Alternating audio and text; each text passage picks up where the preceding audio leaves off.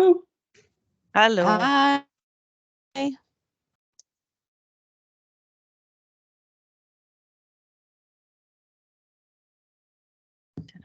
My mouse seems to have stopped working.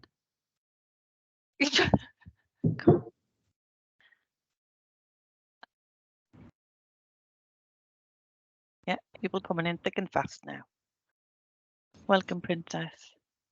Hi.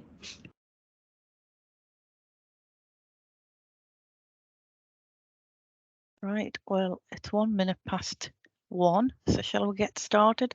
I'll just share that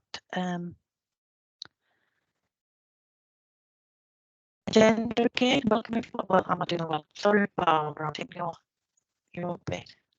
You are. You are. Over to you then.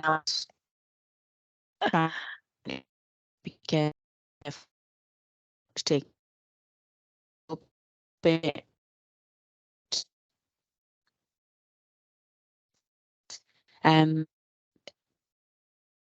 Good afternoon, everybody. Thank you for joining us on our Peripatetic assessment webinar to see, and we, the aim of today is just to share our experience and look at how we can take this forward as we new and innovative concepts, and who've took your time out, and thank you to those speakers who've agreed.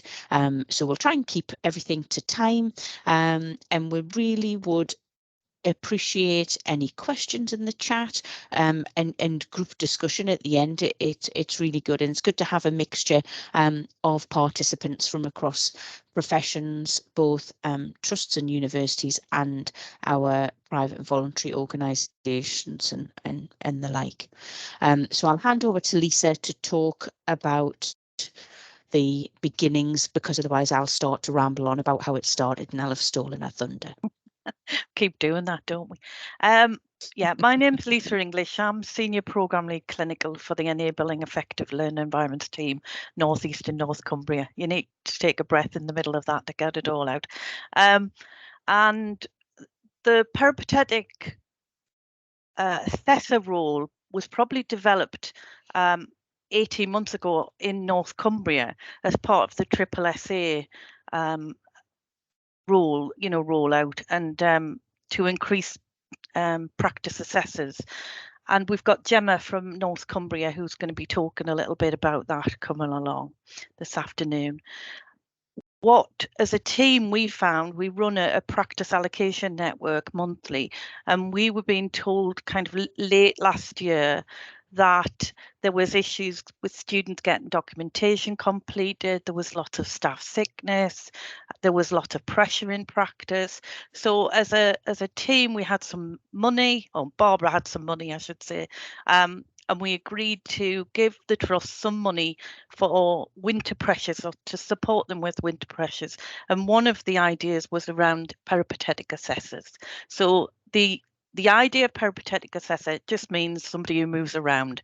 We stole it really from NVQ days, but we got the funding, we offered it to trusts, and we've got several trusts here talking about different ways that they were set up. So it was short-term funding just for winter pressures, and I've got County Durham and Darlington. Jane from County Durham and Darlington is going to talk about how she rolled out that post, and obviously we've got Rachel as well from Northumbria Healthcare Trust. And then we've also want to touch on a little bit about student well-being. So Princess is here from Teesside University, who will talk to us about how she's found the peripatetic role. There is one representative from each of the ICPs. So we've got somebody from North Cumbria, we've got Rachel from the Northumbria Healthcare Trust, from Central, Jane from County Durham and Darlington, and Lucy is going to talk about the role in South Tees as well. So I'm going to now hand over to Jane Carr, who is the Education Lead for County Durham and Darlington Trust.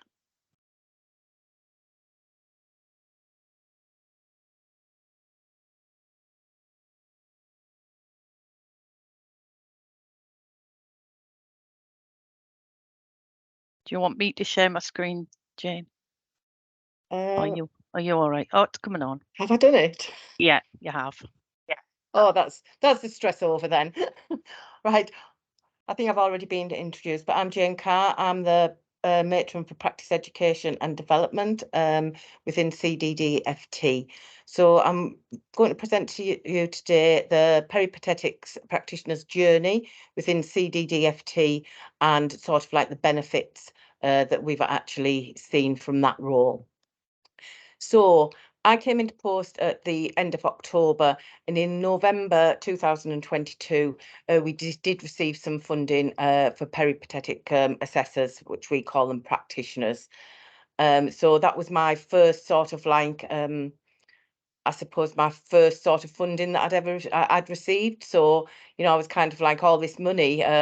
So I took about actually advertising straight away, and we advertised internally, and we did recruit 3 peripatetic practitioners in the December of 2022. They commenced in their post in January 2023. So really it was kind of it was all new, so we did give them a robust introduction to the PPF's role and the key priorities and what we needed to meet for the role. So it was, you know, it was a very robust induction. We ensured that they had the name badges, that they had a laptop, that they were aware of the processes that we followed. So we took like an integrated approach. We put the 3 practitioners, peripatetics, over the 3 sites. So that was at County Durham, which was the Durham site, the Bishop site, and the Darlington site. And because we have a large, widespread community, we split the community between the 3 peripatetics. We looked at the sort of like standards and the recovery coming through COVID, and we also it was about implementing those triple SA standards again. So we needed to make sure that they were fully aware of those standards before going out into practice. So we set about improving the student's journey within CDDFT. And the purpose was to guarantee, such as like the educational processes were completed and they would be to become long arm assessors when required. We decided that they wouldn't automatically go in to become long arm assessors, but they would support the assessors already in practice to undertake that role. But when the need did arise, and the student was having difficulty due to the pressures within the trust, then they would go in and they would actually do it. And the support, and it was supporting struggling students who obviously at that time were struggling as well, coming out of COVID, as well as all the financial pressures that we were all experiencing. So the outcomes from the peripatetics was that they looked at capacity and we increased capacity by supporting placements in the recognition of the 24/7 days a week rota. The capacity was also increased by 57 quality placements that they did find. There was 8 found at University Hospital North Durham, 17 placements in Darlington, 16 placements in the Bishop Hospital, and the specialist services. We did find 3 specialist services where we could increase capacity. Within midwifery, there was 11 different placements found, and that was mainly through the Infinity teams out in the community. And there was also paediatrics where we increased capacity within paediatrics by 2. So this increase in capacity is excluding the coaching model, which we're also working with in CDDFT at the moment. We also increased the assessors' capacity. So we supported the assessors. We work in partnership with Teesside University, and we actually deliver the assessors training, and we also support the and we also supported in that transition. So we did find that when they were going around that there was some people that hadn't completed their transition, so we supported them in sort of like logging on, finding how to actually do it and completing that course. They also supported and guiding students with a theory practice gap, and this was when we were looking at spoke placements to increase capacity. It was linking the spoke placements to the curriculum, because I think that's really important, rather than just spoking them out to an area of interest. We kind of like made sure that it matched the curriculum. one of the main roles was supporting students in raising concerns if they didn't have the confidence to actually, raise concerns, or they weren't sure of how to go about it. So they actually supported them in that. There was also guidance and advice on where to obtain financial support. As you're aware, I think everybody's under financial pressures at the moment, and especially our students. So it was looking at ways in which we could support them, whether it was to do with car parking, whether it was where there was local food banks or things, just things which could actually support them if need be. We just give them the information, and then it was up to them how they actually use that information. It was improve the quality of placements through audit and the student portfolios. So what I did at the beginning was I said to the peripatetics to go and look at the audits and make sure that they fully understood the learning outcomes which could be taking place in that placement, so that it could support students and the assessors. Because I think, it's not just about supporting students, it's supporting the assessors to make sure that they feel confident and competent in assessing like our future nurses. And one of the things that I think was most important was the visibility. It was the visibility of the peripatetics in the areas. It was, they were known within the areas. The students know them. The wards now know them. So it gives us that extra capacity to be able to actually support everybody in the practice areas. We've provided health and wellbeing support through the Wellbeing Wednesday initiative. Now, the Wellbeing Wednesday initiative isn't in place of the university, and that was really important that we did get that message across as well. This was a different support. This was supporting clinical, and we would refer them on to the university if it was something we felt that needed to be. But the Wellbeing Wednesdays have been extremely successful. We hold them across the 3 sites. This is where they are on a Wednesday, of course, at the same time, and it's every week without fail. There is somebody there to actually hold these sessions. So it was about giving the students a voice, making them feel comfortable, getting to know the peers. It's very lonely, I think, when you're a student and you're going onto the ward just by yourself and you haven't introduced yourself. So it was about that peer support. And some of the comments were, it was a good way to meet other students. They loved the Wellbeing Wednesday and they found the sessions extremely useful, and they did feel supported. And I think they felt more part of the team. But I think the most significant one is, and we did have it from quite a few students, they felt that they wouldn't still be on the course if it wasn't for the peripatetic practitioners. And I do think that, it's a very bumpy road, and just having that extra support allowed them to feel sort of like comfortable, and they know that they were getting supported to kind of carry on that journey. From the students' voice, I think it was really important that we just didn't say, well, yes, and kind of brush it off. So what we did was we did a "you said we did." And these are some of the things that we've actually done, not all of them, but all of them. They wanted to know more about the preceptorship, which was on offer. So they provided a session with one of the legacy mentors who went through the preceptorship, which was being developed at the trust when they first came in. They wanted additional information on the student notice board. So what we did is we ensured that all the student notice boards were the same but relevant to the area. So if they went on, they could find all the information that they actually needed. So we've got those up in every clinical area. They also wanted sort of like more training on their EPAD. Some were really struggling with it, which we did find as we were going around. The peripatetics reported so with some of the assessors, so they actually provided support, and the university also came in and provided support on that. So I think "you said we did" makes it that the Wellbeing Wednesdays isn't just a chance to talk and they tell us and we do nothing about it. There was actually outcomes from it. So they also said that you wanted dedicated time to speak to the practice placement facilitators, and we did implement the Wellbeing Wednesdays, but it also gives them the opportunity for us to possibly sort of like see the students, and those that were struggling were offered, everybody was offered the opportunity to speak to a PPF. we are currently working through everyone to ensure that they have their mental health first aiders, and they also have the PNA, or the midwifery one has her PMA, to be able to support the students in whatever conversations they were actually needing, but also being mindful that, you know, the university services are there. They wanted to know that the CDD staff understood the roles of the assessor and the nominated education leads and supervisors, and we have implemented support through that.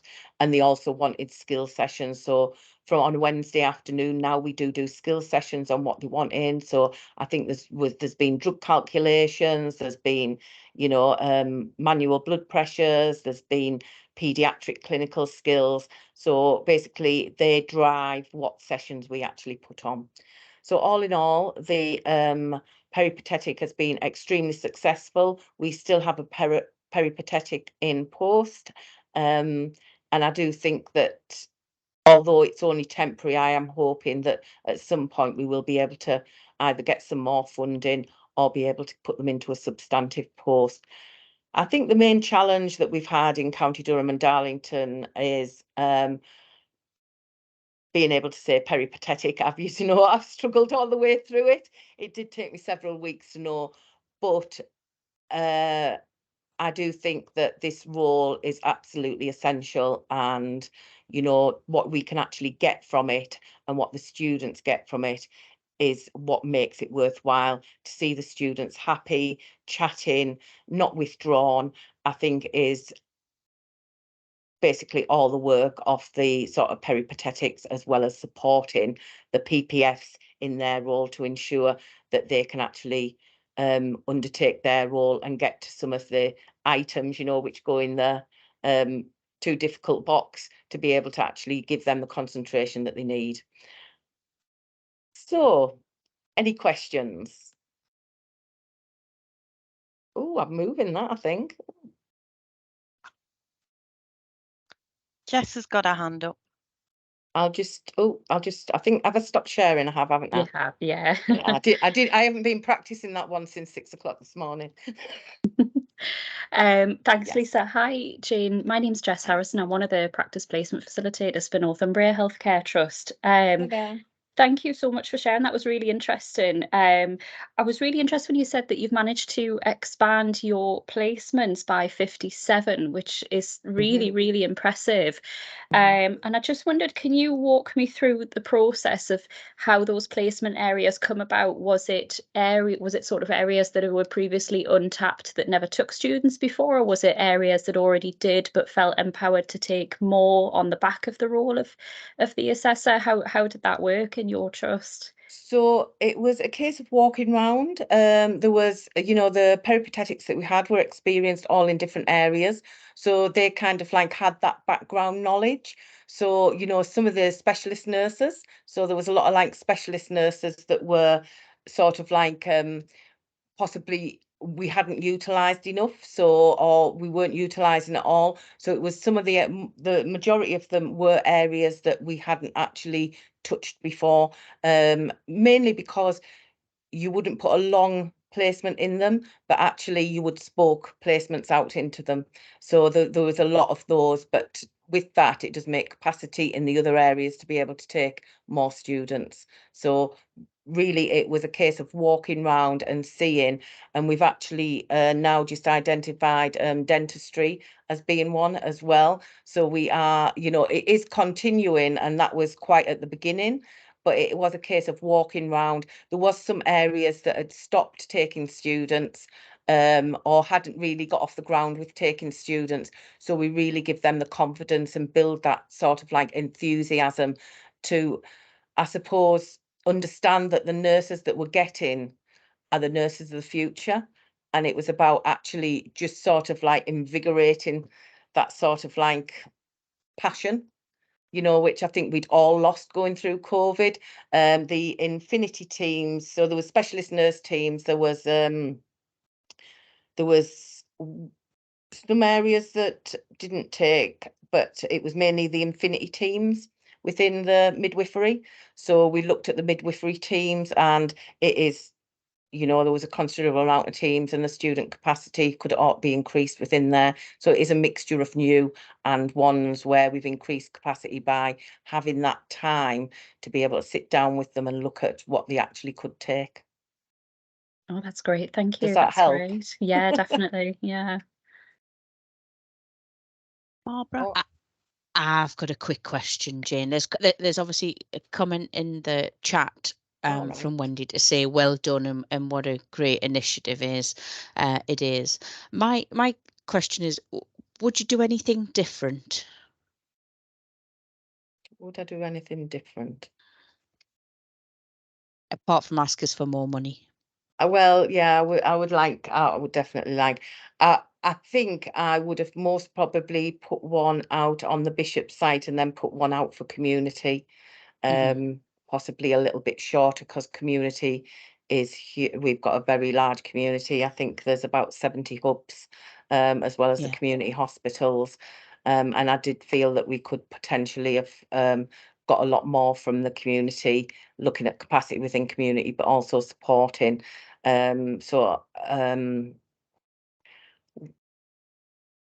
Would I do anything different now? I don't think you can, because the peripatetic role needs to sort of, it was a new role. Yeah, So when needs I to be a look bit back, organic, doesn't it? yeah, I think that I made sure that they were fully aware and they were fully inducted and they knew what the PPF role was and they knew what their role was going to be. And I think as well as sort of like looking at the standards, so they really had the induction that a PPF would have. And from that, they have been able to sort of like manage things within the area, but know they've got the support of the PPF team. So it was Yeah. very integrated. It wasn't separate. You know, they've been very much part of the team and being involved. I did start up as well right at the beginning. I started up sort of like our huddle, our morning huddles, which we do by Yeah. teams because Yeah. we are widespread. And I think I would do that again. Yeah. I'm trying to think what I would actually do different. It's all right. You're allowed to say I did it really well first time round. We've I got a think it quick. evolved, and I think Yeah. because everybody was so supportive of the role and was supportive of each other in the team, and a lot of us were new, I Yeah. think that we sort of like all gelled together and we took that journey together. So, you know, when they were coming back, they were, you know, they were coming back and they needed support in some aspect of it or information. We could give them it. You know, there was no delay of a day, or, you know, we actually were continually there. But I Yeah. think it's been a very good experience for everybody, especially the students. Good. And Quick we've question from also Kerry. Sorry. integrated with the university has also come to some of our wellbeing Wednesdays. Oh, brilliant. So you know that I do think that it's helped us all come together more of a team and built those partnerships, especially after COVID, when, you know, everybody was sort of like, I think we became a little bit isolated. I think our team had all gone out into practice. So when I came in, it was still just, you know, we were starting to rebuild. Yeah. Brilliant. Kerry, do you want to ask your question? Yeah, well, it's a couple of points actually. I did have one, and then what you just said about the university has given me a second. So I'm from one of the midwifery lecturers from the University of Cumbria, and it's just going back to that increasing capacity in placements. Did you find that by the assessors walking around the wards, it gave the supervisors more confidence as well in taking students, whereas previously maybe they hadn't, which then assisted with increasing capacity? Yes, I do think that it did give them confidence. I think visibility is a key. I think that being there, supporting them, you know, everybody is under pressure. And sometimes if you have some difficulty, it's a little bit like a pebble, isn't it? You throw a pebble into a pond and it ripples out. And I think that if somebody's having a bad experience, it can ripple out and touch everybody. And then, you know, everybody starts to say, you know, they're not keen to take students. With that visibility of people going round and supporting them, it did encourage them and it gives them sort of like that confidence to know that they're not on their own. Because sometimes, you know, if you've had a bad experience with a student, or you know, or you're struggling within your own role, which a lot of us are, you know, a lot of us do, I think just that person being there to say, actually, I'm here, I'm supporting you, what do you want to talk about? did help. It not only helped give them the confidence to take the students, but also to increase in some areas. And I suppose as well, because they were there to assist with students who were struggling, that further helped, didn't it? Because it took a bit of that strain away from. Yeah, and I think that's one of the main things, because students can, you know, they do struggle, and they struggle at different times in the course. And I think that, you know, when you're in practice and you're really, really busy, you can only support so much Yep. before it starts to impact either on, you know, on that relationship or your clinical work. And your clinical work, of course, comes first for safety, where when you've got your peripatetic there as well as your PPFs, they know that there's somebody there actually to pick them up. It's their safety net as well, is actually, I can't get to this, or, you know, it's a little bit of a problem. Can you come and just talk me through it? And we had the capacity to do that within the team. And I think that was really important in it. Sometimes they were requesting a PPF and the peripatetic would go, and sometimes they just sort of like could sort that out, where other times when, you know, it's more serious, they had to come back for the PPF, because, you know, it was within her sort of like role. But I very integrated it. We didn't really make that difference. It was just, you know, it was kind of like, if there was a serious concern, then the PPF would go and support, but generally supporting the peripatetic and supporting the practice area as well.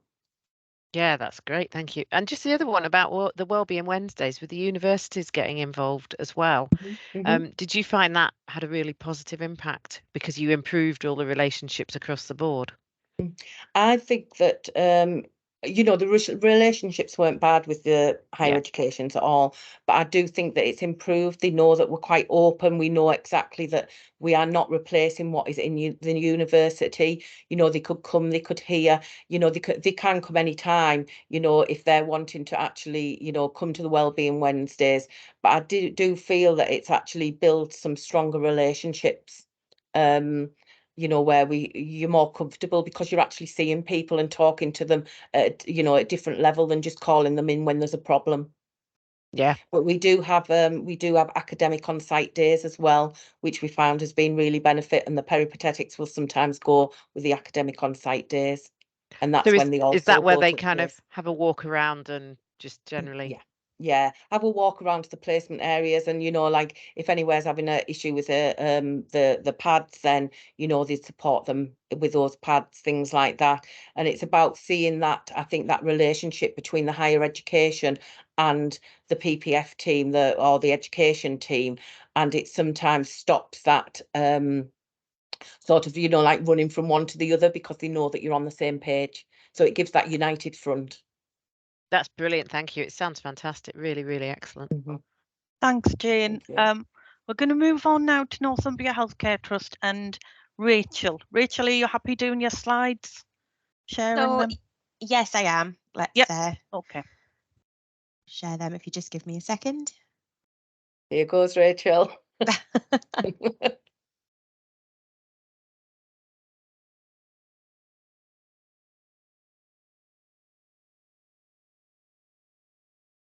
Yeah, I can see those. Oh, apologies. That is the wrong presentation. 2 seconds. Jess, how do I stop sharing?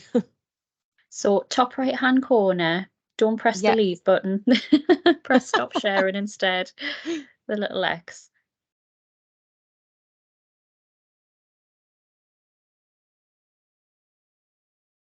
Can you see it there? I can't. Okay. So it should be, as I said, in the top right hand side, and there's a little X button that says stop sharing. But if not, right in the middle on your slideshow, right in the middle. Yeah. There we go. Sorry about that, everyone. I'll just get the correct presentation.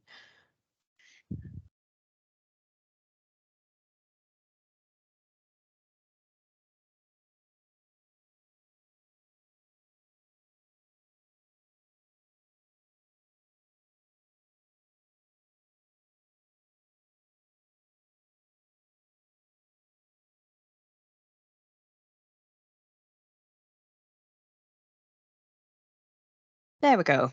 Yeah, great. Lovely. Okay, so peripatetic practice assessor. So I've based my presentation on the successes that I've had from the role so far, and also the different learning opportunities that I've had, and potential barriers. So initially, when I got this role, I thought it was really exciting to promote it throughout the trust. So I created a poster, quite old school, with just, my picture on, my contact details, who I am, my background, and what I've got to offer students and practice assessors, practice supervisors, and practice educators throughout the trust. I then got myself out and about into the most rural areas of Northumberland, to all of the different hospitals up at Hexham, up to Berwick, Wansbeck, NSEC, Cramlington, the emergency care hospital in North Tyneside, and also to the different district nurse teams that are out there, just to let people know who I am, what I can do to help them, and basically promotion of the role. So that was the initial objective that I set out to do. And whilst promoting the role on the different wards, people couldn't understand why, they recognised that there was a huge demand for this, and everyone was incredibly receptive. And I was able to answer questions, explain to people that, yeah, this is a new role, and I am going to be moulding it to the best way that the needs that meet the service. So I'm going to be doing that by gaining verbal feedback, but also different questionnaires, feedback forms, and basically how I'm going to, take the role moving forward. So whilst I was out and about in the community, I met with students that were on makeup time. Because it was the summer and I was appointed into the role in June, we didn't have the masses of students that I had at my disposal, if that makes sense. So the students that were there were the kind of allied health professionals, the TNAs, but also student nurses that were on makeup time. So I was able to speak to those students, but that was the only kind of group of students that I had to quiz about what would be beneficial for them. However, it did allow me to have one-to-one sessions with them. And I must admit, every student that I spoke to and I helped and I did some coaching or some mentoring with said, it's really unfair that your role has just kind of come into play. I'm at the end of my training, like I could have really used you in second year or first year, that kind of thing. And then hosting educator updates, that was a fantastic opportunity to promote the role to a larger audience and just get the awareness out there. So I kind of did those virtually and in-person educator updates. And I see this role as encompassing all of the nursing, midwifery and allied healthcare professionals. So when I've thought about the service moving forward, I wanted it to be available to all learners, because I just think that interprofessional learning is so important. And the peer support that you can gain from thinking, oh, right, okay, so this is why the physio students learn this about, I don't know, chest oscillation, or this is why the nursing students are really passionate about the different things that are important to each professional and how they can all learn from each other. And also, I wanted to be inclusive of everyone. I didn't want people to think, oh, this is just for nurses. I thought, well, no, everyone, can be a part of this service. So I thought about what would make things easier and relieve pressure for practice assessors and supervisors who are out there on the wards. And I recognised that, yeah, nobody has been the same since COVID, and people are still recovering from that. People are potentially burnt out, short-staffed. There might be placement areas that are at full capacity. How can I support the practice assessors as well as the learners? So I decided on group sessions. And initially, this was going to be a weekly skills festival on a Thursday. However, from speaking to different learners and practice assessors, I decided this really wasn't inclusive of everyone, because some people have study days on a Thursday. So it is every week, but it alternates, and also it alternates all around the trust. So one week it's at Hexham, the next week it's at Wansbeck or North Tyneside or Berwick. And the topic of the Skill Festival is really dependent on the learning opportunities that the learners still need. And I also, with help from from someone in our team called Matthew, created a QR code questionnaire, which was a qualitative survey. So I then forwarded this on to matrons, to practice assessors on the ward, to nursing staff, just to ask how often they have students, what their biggest successes are that they've faced, and also their biggest barriers and how I can help with that. And recurring themes that came up with things like professionalism. So for instance, this Thursday, I'm hosting a skills festival, and it's going to be 4 different professional values scenarios from a trust values perspective. So at these skills festivals, it takes, my first one was fully booked. I had 26 people there, really interactive, great turnout, and it gives the student that chance to feel that they are cared for and that people are there available to help them. But also it takes them away from the ward, and maybe the practice assessors can think, right, okay, I really have got, quite a high workload today, that I know that my student's going to have a great experience at the skills festival. I also connected with the practice assessors and supervisors and the educational leads. So I had a meeting with some different areas within the trust and spoke to the education leads about what they found worked best with student nurses and allied health professionals and how I could incorporate that into my work. The challenges that I faced is that some areas weren't as receptive to this as I had anticipated. So, for example, there was an area in the community that I went to and I was told, this isn't appropriate and you don't have an appointment kind of thing. However, once I explained the service and how I was there to help them, I wasn't just here with another task like, this is something else that you must do. I was saying, no, I'm here to help you. Then that kind of turned around and they were really receptive, and maintained quite a good relationship. And hopefully I'll base myself out there in the future if they've got quite a lot of students. And another challenge faced was just the timing that I came into post and that there was a lack of students available. There was a lack of students available for me to work with, really. However, that was quite positive in a way because it allowed me to establish my role. So I'll move on to successes. And because the students, the masses of students weren't out at the time that I started it, it gave me the time to really establish what I envisaged the role to be, and speak with the practice assessors and supervisors, like I said, and to find out what would be better for them. And it also gave me the time to be quite creative and think about different ways that students would be most interactive with a peripatetic practice assessor and how I could support them, and to gain a better understanding of the barriers from a kind of clinical perspective.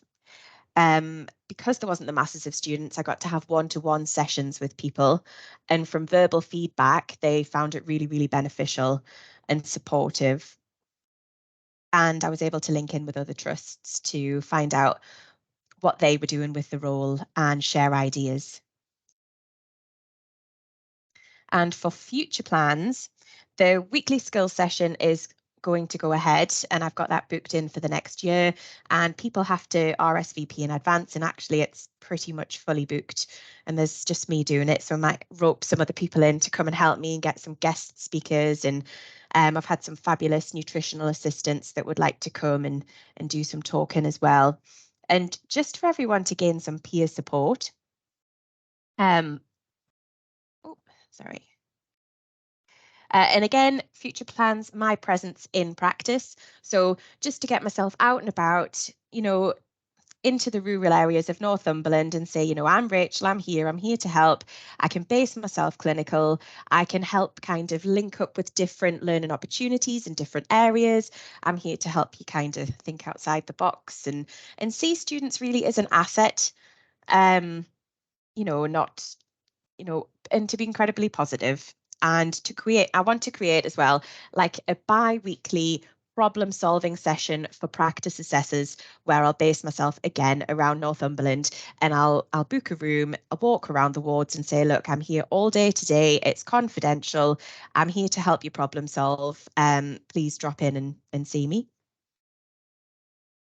Thank you very much. Has anyone got any questions?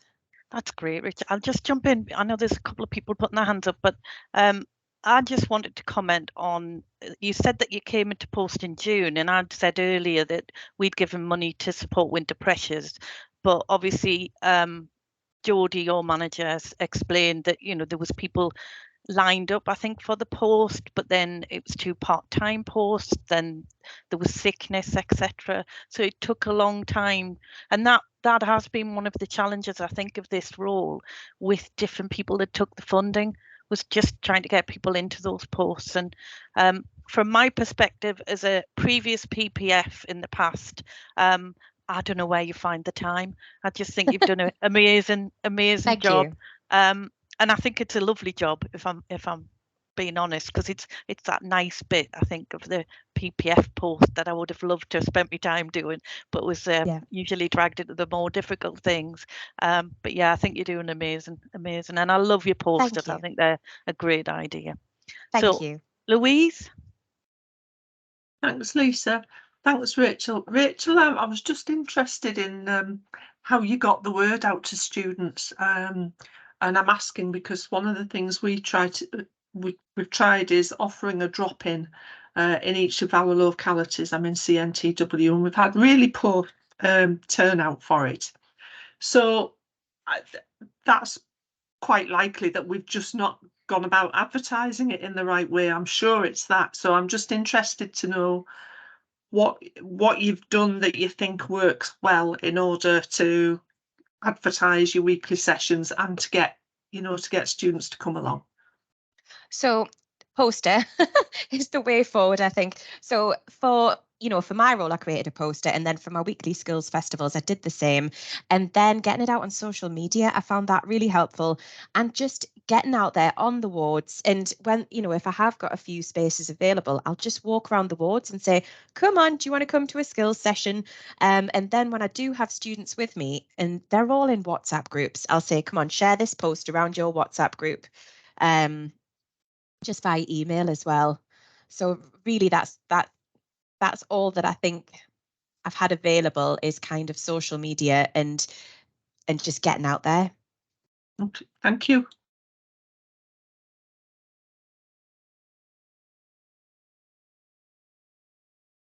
Sorry, I couldn't get that up there. Claire, you've got a question? You're on mute, Claire. Oh, you're on mute. Oh, you never heard. Oh, you should have heard what I was saying. But what I'm going to say is, thank you for lovely presentations. They're really helpful. Just on the back of Louise's query, one of the things. So I'm Cleber at Solara, and I'm one of the senior lecturers at Sunderland, and I run the Year 2 placement module. So that's something, and I'm a clinical link tutor for the Year 2 students. So any sort of advertising around your workshops and festivals, we could do as well through our Canvas site and make it part of the, almost like the prep for practice as well, and saying that this support is there for you. I've just taken over the module. I am very familiar with it for Year 2, and one of the things particularly that I say to the Year 2 students, I always think it's the year where they really get their nursing legs, because there's a lot in our Year 2 programme, and they're moving around lots of different clinical areas. So I say to them, try not to be stuck just within your hub, get out there, meet the physios, go and spend a day at one of the support groups, whatever it might be, because I always say that helps to have a much richer experience in maybe care planning with a patient and things like that, if you have some insight. So I really like the idea of the allied health professional groups and meetups, and I think it will perhaps enhance the confidence for our nursing students to say, oh, could I come and spend a day with you, and vice versa, and have a bit much better insight, which I think would then feed down into actually that patient care. And the other side of it as well is the mental health nursing student at Sunderland now for Year 2, they're all getting spoke placements in acute trusts. So some of you might come across some of the mental health nurses, and I'm so excited for them. They're very excited to be going to the acute trusts. And I'm hoping that there'll be a nice reciprocal relationship from the mental health nursing students, just bringing in a bit of their perspective and flavour, but also developing their skills, understanding the context of what's going on in some of the areas that they'll be going to. So it's all really positive and lovely. And I know from the experience from our peripatetic, God, it is a mouthful, isn't it, practitioner from CNTW, it was a really positive experience. They were able to support some complex issues with students as well, which I think neither the PPFs nor myself had the capacity to try and be fully involved with. So it would be fantastic if this could become very much a more substantive role for everybody. That's what we all hope, Claire. Well, fingers crossed and toes crossed. We just need more funding to come our way, really. So. Thank you. Thank you. Thank you. I'm going to move on to South Tees Trust and Lucy Dick, who's one of the peripatetic assessors at South Tees. Lucy? Hi, Lisa. Hello. You don't mind sharing your PowerPoint, do you, for us that I've sent across? Yeah, I will do. I know Wendy's going to start with Danielle as well.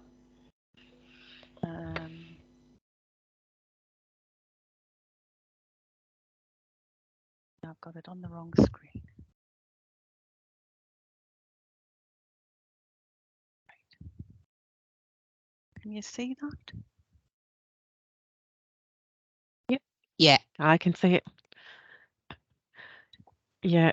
So I'm Wendy Heath, so I'm one of the senior PPFs at South Tees, and we, along with the rest of the trust, were absolutely thrilled when we received some money for this role, because as you've highlighted, we don't have enough legs out in practice to be able to give that one-to-one support to students. So we were really thrilled.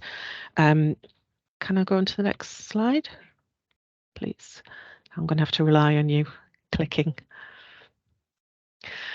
So we recruited Lucy and Danielle into 2 18-month posts.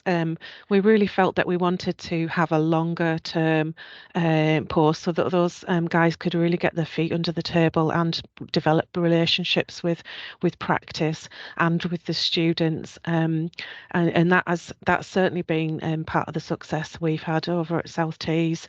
So that's just my little bit, and I'm going to hand over to my guys who'll be able to talk you through what they've done.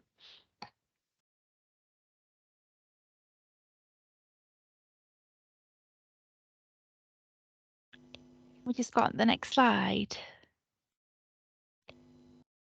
Thank you. I'm Danielle Secret. I'm one of the peripatetics at South Tees. I've been in post for 4 months now. So I'm just going to go through kind of the opportunities and the strategies, aims and goals that we've included. Oh, have we gone forward a bit? Can we just go back one slide, please? No. Have we missed us? Sorry, I've got confused the slide. Sorry, can we go forward again? So what we've done is we've started up a student nurse lead forum, and we actually had our first one yesterday. That was really well attended. We've got some really good feedback from that, and hopefully we're going to do this quarterly. And we got to give out kind of questionnaires to everybody to ask them for feedback, what they want included, what they don't want included, and hopefully going forward we'll be able to use them themes for the next forums. We've got 2 wellbeing hubs. We're doing one at South Tees and we do one at the Friarage every month.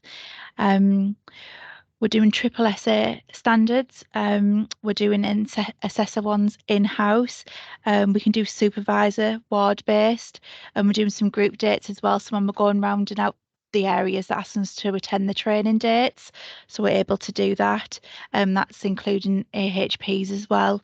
And we can also do EPAD training on the wards with staff and students.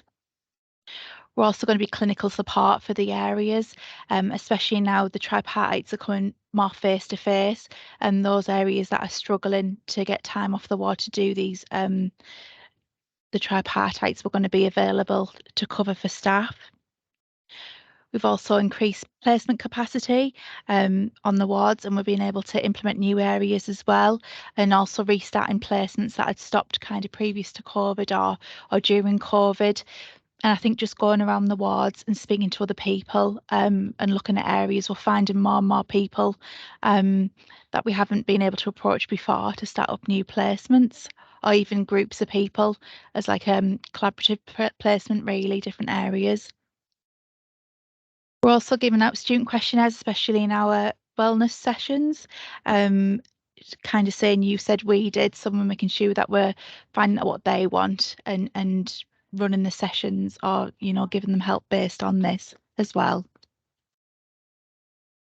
So one of the things that we want to do is reduce negative evaluations through early intervention, and just recently in a couple of wards that actually Lucy's been to, she actually has had feedback, and it's actually mentioned the peripatetics and that how we've helped and how it's reduced, like I said, the negative evaluations, and to help them while they've been on placement, any issues.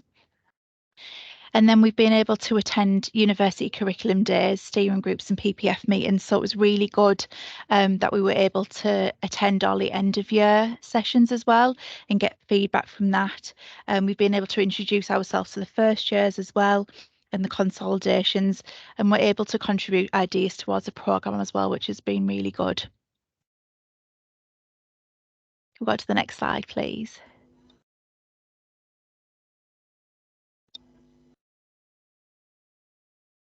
And over to Lucy.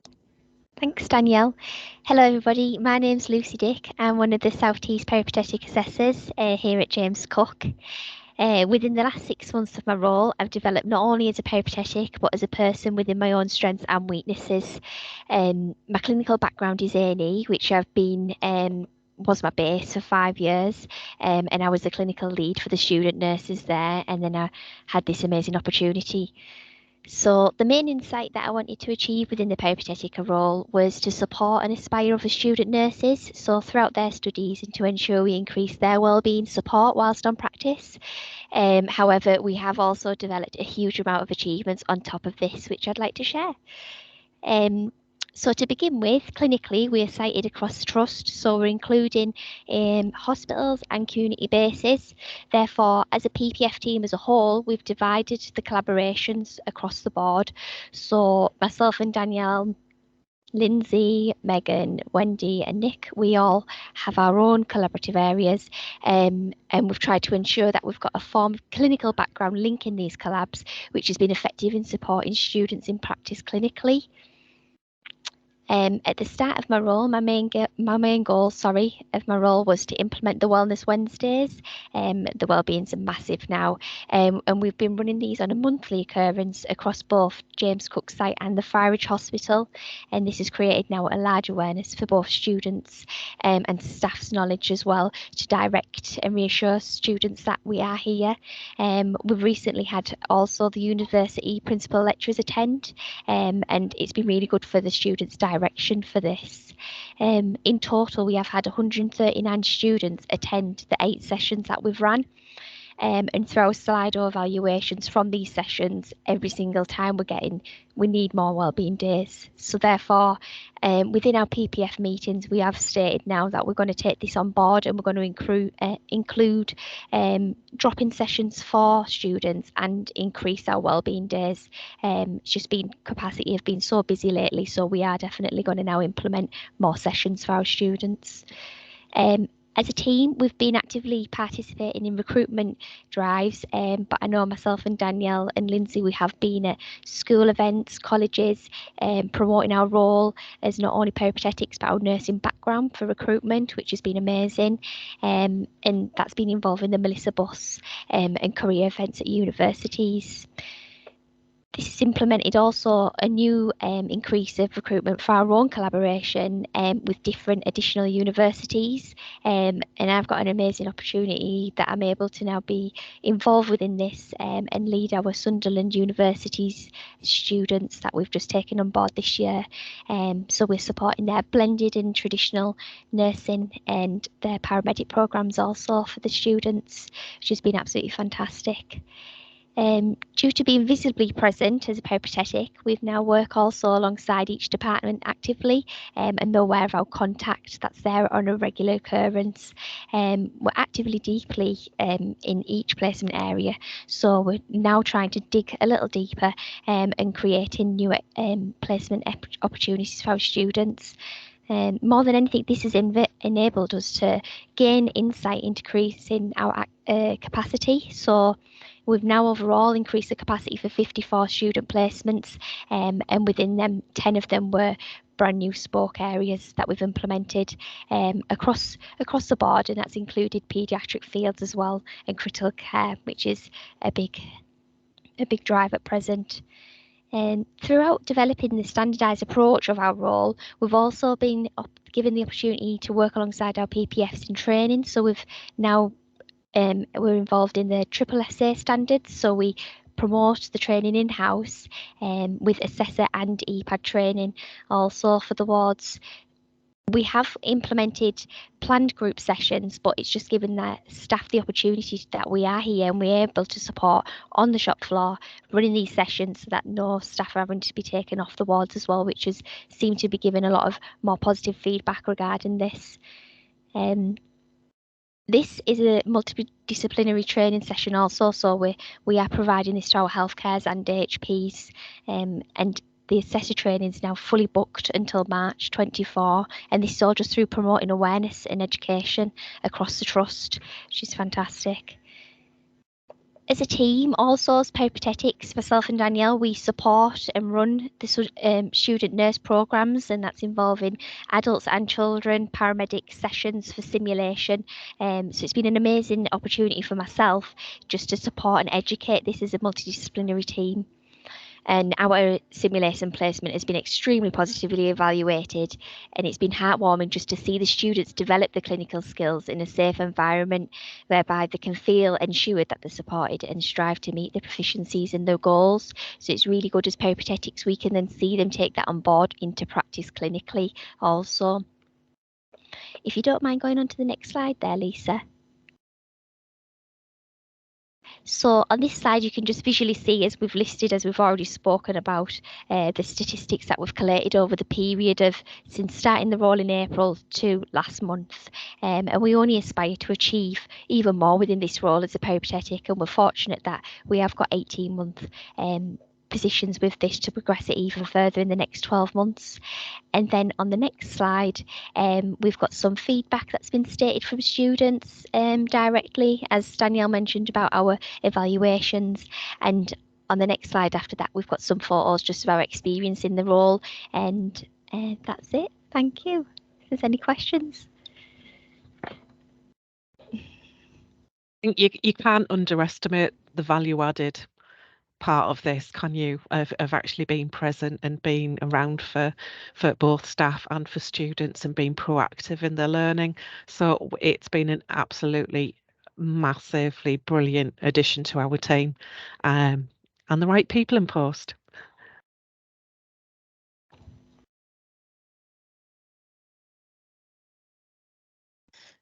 Jess, Yeah, you've got a work. question. Yeah. Sorry. Sorry, I'm full of chat today, aren't I?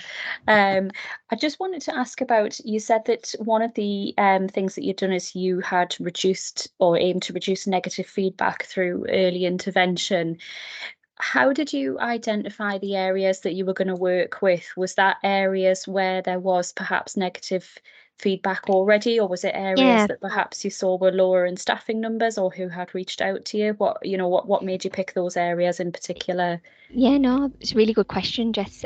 So basically, when we started the role, all the PPFs already have a database where we collect all of the trigger evaluations, where some of the wards may have more recent. So we collect them over the period of time. Once we divided our areas of collaborations, it's just through attending the areas more. So the areas where we've seemed to have got more negative evaluations, I attend up to 4 times a week if I can, and just while we're present on the shop floor, then we're dealing with the matters there and then. So the students, I'll grab them off the shop floor. Should we go and have a quick chat? Yeah, absolutely. They'll debrief to me, and then we actively discuss and deal with the matter with the university and the supervisors and assessors at that present time.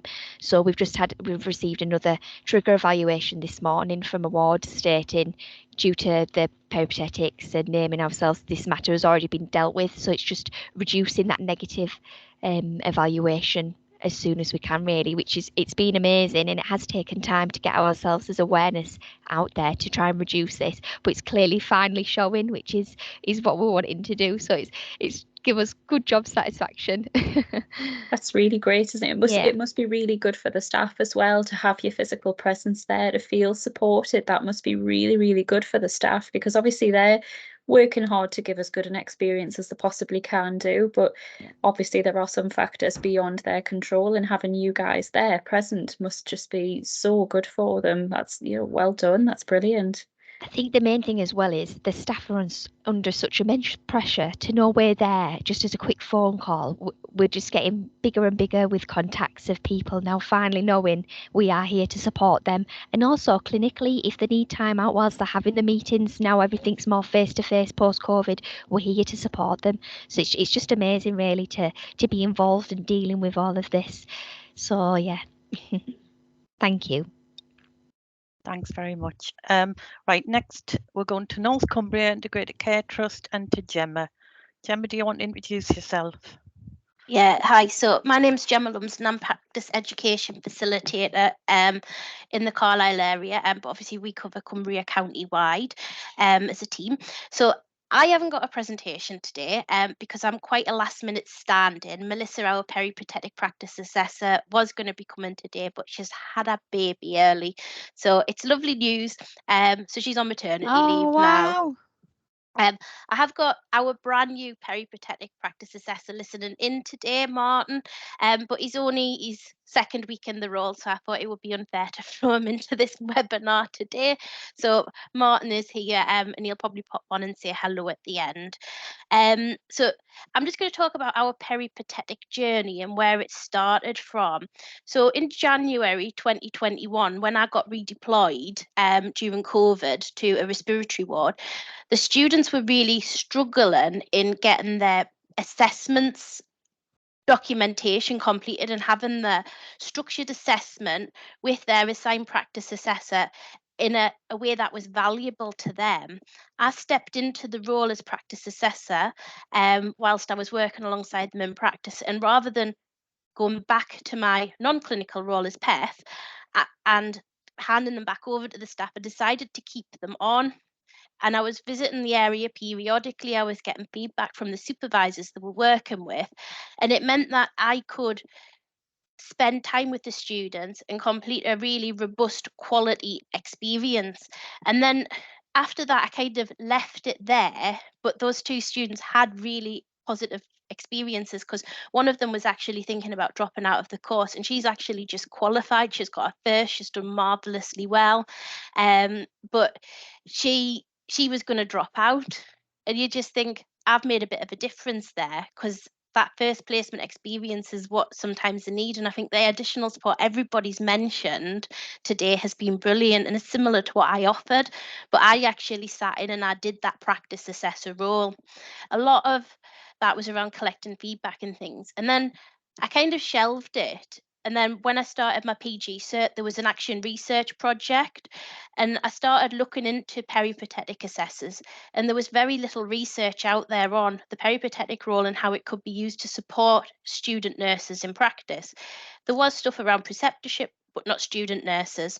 So I decided to do a small scale research project and I looked at student evaluations to look at where there'd been delays in documentation, where the evaluations were perhaps saying that they weren't getting supernumerary status, and they were of the negative variety, should I say.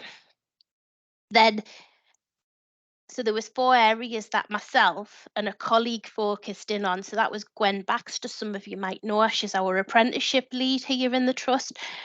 We both took on the role of peripatetic practice assessors for a group of 12 students. And my midwifery colleague, Denise Evans, she took on 2 midwifery students.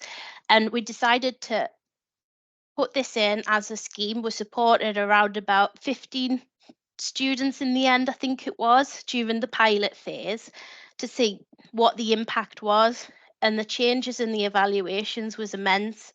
But what I want to focus in more so than the student experience was the staff experience. So I've had staff who were burnt out, were supporting lots of additional learners. So we had lots of overseas educated nurses at the time that were needing supported. We had lots of preceptees that needed supported, and they were really struggling.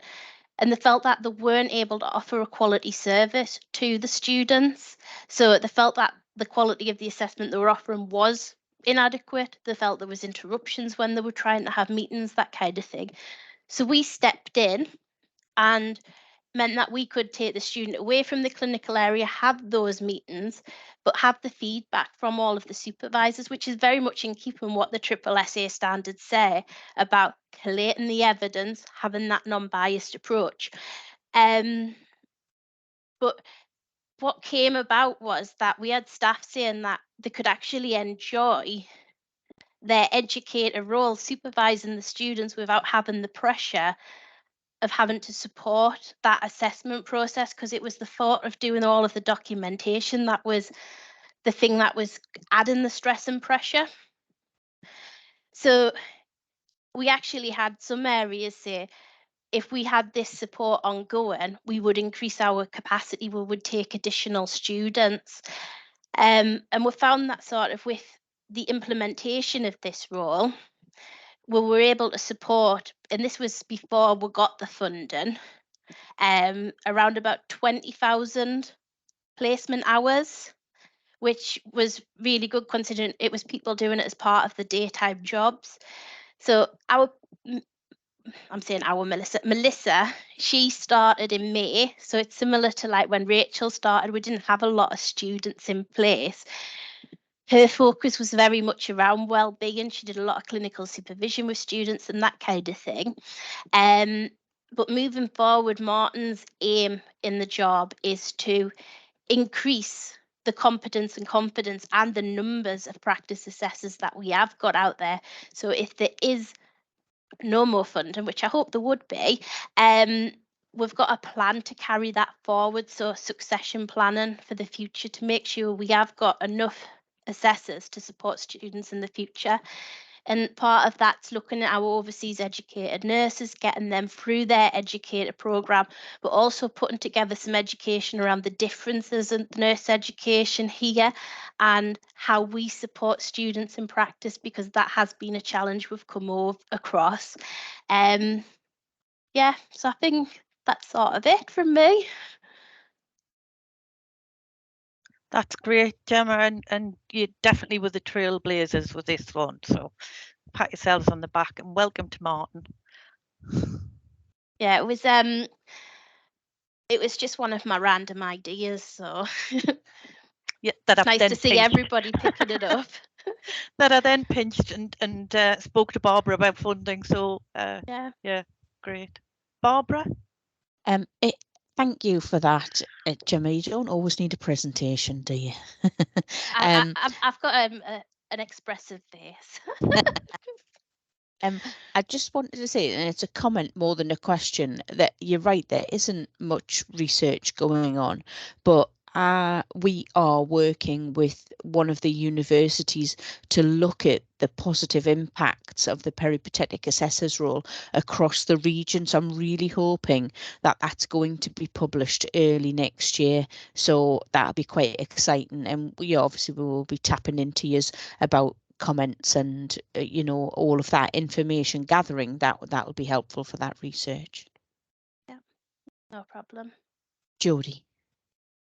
Yeah, I think what's nice to me, for me, and what's been showcased today is the assessor's role can differ dependent on where you're working, and how each different trust can have different struggles, different areas, huge trusts, small areas, charitable organisation, and the roles will differ with the dependent of the need for staff. And it's nice that the first and foremost we're including what does a student need and what does a staff member need, rather than what we want it to look like. And that was essential part of when Rachel came into power. So, you know, you'll listen to everyone else's and think, we don't do that. But actually it's because the need for that is not necessary, but there's need for something else in different areas. And I think that's the joy of this role, is that there is that versatility, and you can change it to what meets your service demand. So it just happened to be that our service demand was that we didn't have enough competent assessors. But I think the well-being stuff's absolutely wonderful. And certainly that's something that we will be pinching a bit more of. Sorry. Wendy. I just wanted to thank you, Gemma, for that great presentation, and it's so good to share these really positive things, isn't it, and for coming up with a concept. But you alluded there to sort of that continuous following a student journey, which I think we probably haven't mentioned today, but actually my guys are going and meeting with the students in preceptorship now, and they go, oh hiya, I'm so pleased to see you, so there's a journey that they're following, and they can provide support throughout that transition into preceptorship. So it's win-win, isn't it? It's good. I mean, all good. For me, when I spoke about that particular student, it was nice for me because when I started in the PEF role, that was the start of my PEF journey. So actually I've seen that development come through. But that's just one example. There's so many examples of the benefits, and we've actually had students that have openly said to us, if this support hadn't been here, I would have stepped off the programme. So it's wonderful that people we're making a really big difference. And it's good to get them finished into that preceptorship role and then into the practice supervisor and practice assessor role, which they'll understand the benefits of and be very keen to keep going. Jane. I think just that comment you made that everyone is different and every trust is different, and how we're there is some common threads, but we're actually working towards what our trust needs. So everybody is sort of like coming across as we are doing different things, but I think that it's really like positive, and I've really enjoyed hearing what the other trusts have actually are actually doing, because I think altogether these meetings as well, I think it's allowed us to put faces to names, and we can actually know the other PPFs in different trusts. So I think that all in all, I think it's been a really positive experience for everybody. Great, thanks. Dawn. Hi, so came in the post at the end of July for South Tyneside and Sunderland Trust. So, but I'm only focused on care of the elderly. So I've got 5 wards, but I was so glad to hear what was it Jodie was saying about, and what Jane's just said as well, about us all adapting the post to what our trust and what our students and what the need is there. But I'm absolutely loving this. It's so great. I've taken loads on board, and I've furiously writing about everything that I want to do. I don't know how I'm going to have enough time to do everything. So thank you, everybody. Really more peripatetics. yeah, I'm sure. Brilliant. Thank you. Go back, Dawn, and tell them. And we've got this taped. We're going to put it on our future NHS site, so we'll be able to. Yes, that'd be great. I'll be able to look at people's presentations and stuff, because I've got one coming up in December for our, I think it's a Sunderland University students coming out. So yeah, I've done it, but it'd be great to be able to share what all of yous that I've heard today that's done in other trusts and stuff. So thank you. Great.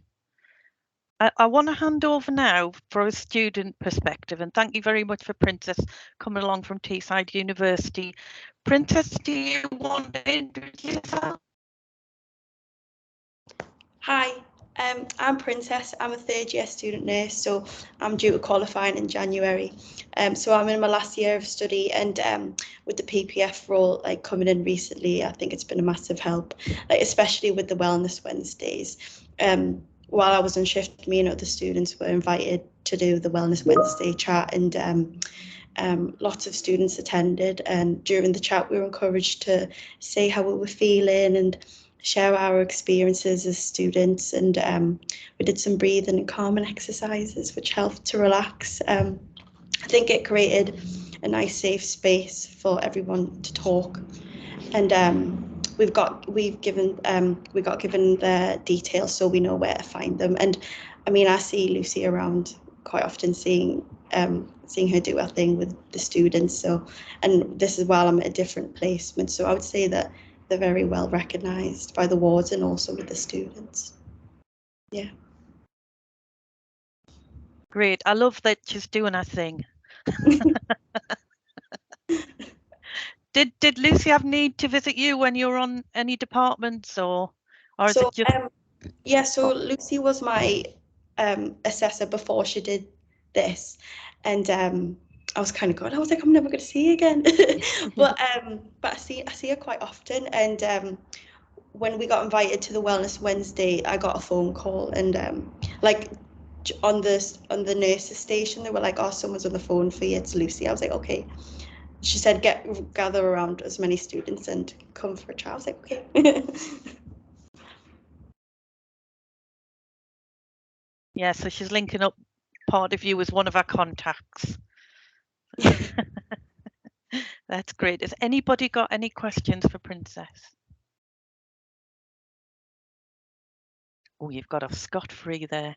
But well done, and thank you very much for attending. Wendy's today. got a question. Oh, Wendy's not letting you off. Oh, always. Do you find that the other students are appreciative of the role? Do they talk about the support in practice? Just a query. I think after the chat, I think I was speaking to other students and they said that this is really good, and like they were more confident to talk about their experiences.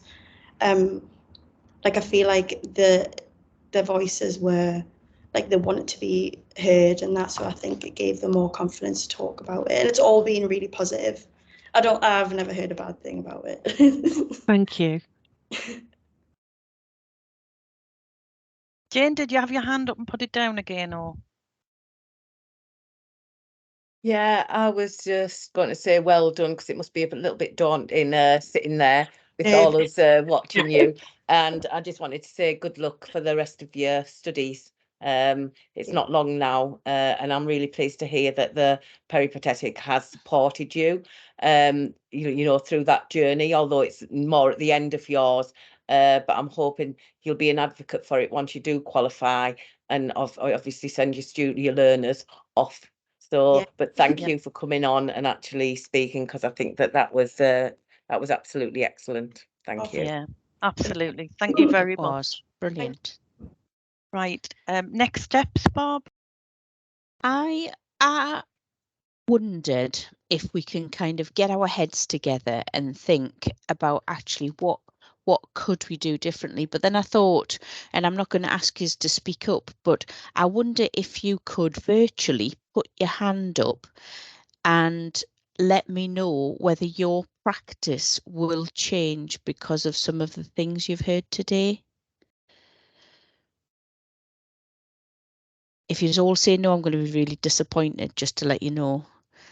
But I think everybody has brought something different to this meeting, and it's, you know, one size doesn't fit all. So we've got lots of people who will change their practice. Thank you very much. And I think one of the ways in which we're continuing this peripatetic or that student well-being stuff is in terms of the research that we're going to undertake with the University of Sunderland. So that's part of our next steps. So part of your next steps is you are going to change your practice.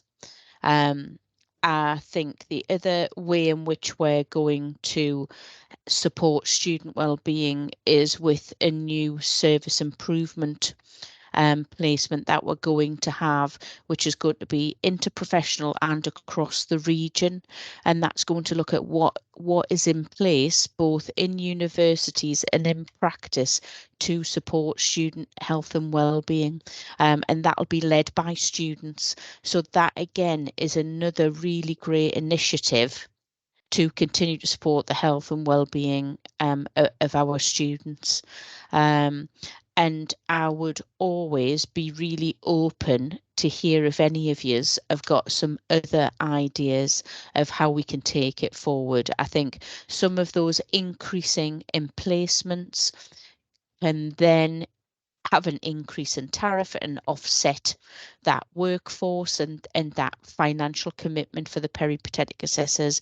There's ways in which we can adjust our PPF role to provide different support, and those well-being Wednesdays and other days of the week. We don't just do well-being on a Wednesday, but it's got a good ring to it. You know, all of those will continue beyond this. And I think that's a really exciting thing. Now, I don't know if people have got their hand up from before or if they've really got questions. So I might go to my little list and see Jane, just Jane.